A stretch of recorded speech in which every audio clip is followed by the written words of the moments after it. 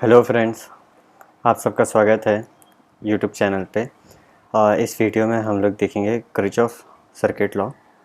Okay, तो ये classes Hindi में होंगे और लेट्स स्टार्ट करेंगे अपन। अ, अगर हमारे पास एक रेसिस्टर है, ओके, अगर ये रेसिस्टर के साथ क्या है, ये ओम्स लॉ सपोर्ट करता है। ओके, ये ओम्स लॉ ओबे करता है और इससे हमें, अगर ओम्स लॉ का फॉर्मूला है V is equal to I R, अगर इस चीज़ में हमें कोई सी भी दो चीज़ मालूम हो तो हम तीसरी चीज़ मालूम कर ले सकते हैं। अगर हमें वोल्टेज मालूम करना है तो हमें करंट और रेसिस्टेंस मालूम करना है। अगर हमें करंट मालूम करना है तो वोल्टेज और रेसिस्टेंस मालूम करना है। अगर ये तीन में से एक भी चीज़ मालूम रही, तीनों में से कौन सी भी दो चीज़ मालूम है, तो हमें तीसरी चीज़ आसानी से मालूम कर सकते हैं। ओके, तो ये होता है ओम्स लॉ।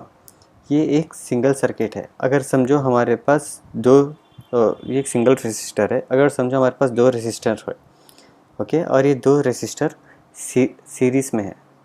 किसे कहते हैं सीरीज़, कि इसका एक एंड और दूसरे रेसिस्टर का पहला एंड एक जगह पर कनेक्ट हो तो इसे कहते हैं सीरीज़।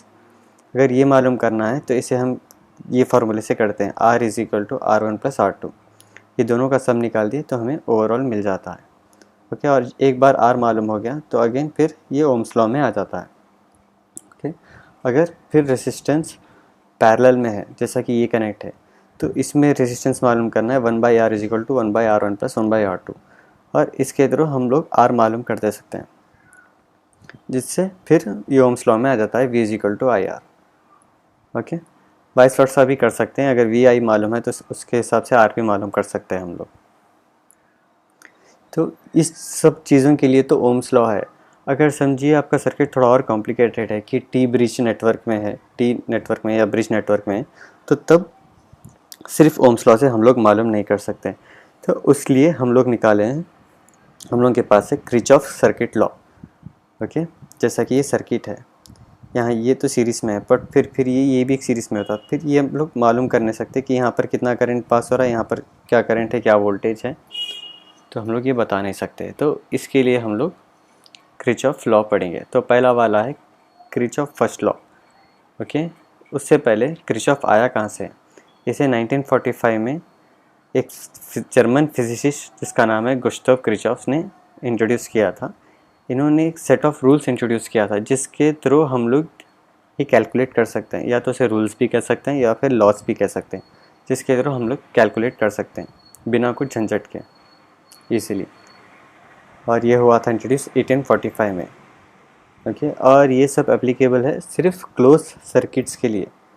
ओके, क्लोज सर्किट्स तो आपको पता ही है, जहाँ पे पूरा कंप्लीट करंट या वोल्टेज पास हो। अगर कहीं भी ब्रेकअप है या कनेक्टेड नहीं है तो वो होता है ओपन सर्किट, वहाँ पे ये अप्लाई नहीं होता है। किरचॉफ फर्स्ट लॉ, इसे और कहते हैं हम किरचॉफ करंट लॉ भी, और शॉर्ट फॉर्म में इसे कहते हैं KCL, या तो KCL भी कहते हैं, या किरचॉफ करंट लॉ कहते हैं, या फर्स्ट लॉ कहते हैं। इसमें इसका मानना ये है कि यहाँ पर अगर एक पॉइंट है,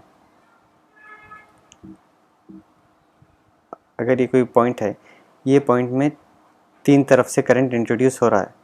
ओके, जैसा I1 I2 I3 इंट्रोड्यूस हो रहा है, और बाहर आउटपुट में कौन सा है, I5 I4। ओके, तो इसका मानना ये है कि हम पूरों का सम करें तो हमें उसकी वैल्यू आती है 0।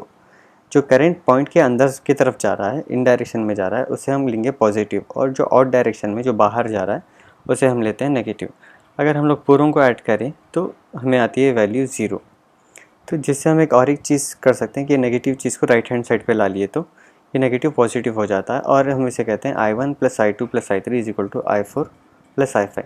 तो sum of all the current which is going inside is equal to the sum of all the current which is going outside the point. Okay, Hindi में कहा तो कि पूरों का सम, पूरों को ऐड करके या पूरों को मिलाकर जो करंट होता है वो बराबर होता है जो करंट बाहर निकलता है। ओके, और इससे हमें ये पता होता है कि यहाँ पर ये पॉइंट पर, इसे नोट भी कहते हैं, कि यहाँ पर कुछ भी करंट लॉस नहीं है। अगर लॉस रहता था तो 0 नहीं आता था, ये कुछ अलग वैल्यू आती थी। तो यहाँ पर कुछ भी लॉस नहीं है, और इसके थ्रू हम लोग क्लोज सर्किट्स में मालूम कर सकते हैं। ठीक है, होप आपको समझ में आया। अगर आपको कुछ भी डाउट है आप कमेंट बॉक्स में टाइप कर सकते हैं। नेक्स्ट वाला हम लोग देखेंगे सेकंड लॉ कहते हैं, द सेकंड लॉ, और इसे कहते हैं किरचॉफ वोल्टेज लॉ। इसे हम शॉर्ट फॉर्म में कहते हैं KVL। ओके, इसमें ऑथर का ये मानना है कि अगर एक क्लोज लूप है, यहाँ पर देखिए पॉइंट्स है ABCD, यहाँ पर रेजिस्टेंस है, ये क्लोज लूप है। ओके, अगर सम करें हम पूरे वोल्टेज ड्रॉप का, ओके, इस लूप का वोल्टेज ड्रॉप को हम लोग पूरों को मिला दिए तो उसकी वैल्यू आती है 0। ओके, इंग्लिश में कहूँ तो the sum of all the voltage drops around the loop is equal to 0। अब यहाँ वोल्टेज ड्रॉप कैसा होता है, voltage drop between A and B point, voltage drop between इन दोनों के बीच में B और C पॉइंट के बीच में, voltage drop between C and D point के बीच में, end voltage drop between D and A point के बीच में। अगर हम इसे पूरों को मिला दे तो हमें आती है वैल्यू 0। ओके, और इसमें क्या है बोले तो ये लूप होना है कंप्लीट, यहाँ से स्टार्ट हो रहा है ना, तो ये पूरा मिलकर यहाँ पर ही एंड होना है। अगर B पे स्टार्ट हो रहा तो वो पूरा फिर कर B पे होना, तभी ये सेकंड लॉ एप्लीकेबल है, वरना ये एप्लीकेबल नहीं है। जहाँ से स्टार्ट हो रहा है वहाँ पर ही आके उसे ख़त्म होना है। ठीक है, तो ये होता है किरचॉफ सेकंड लॉ, और इसे कहते हैं KVL और किरचॉफ वोल्टेज लॉ।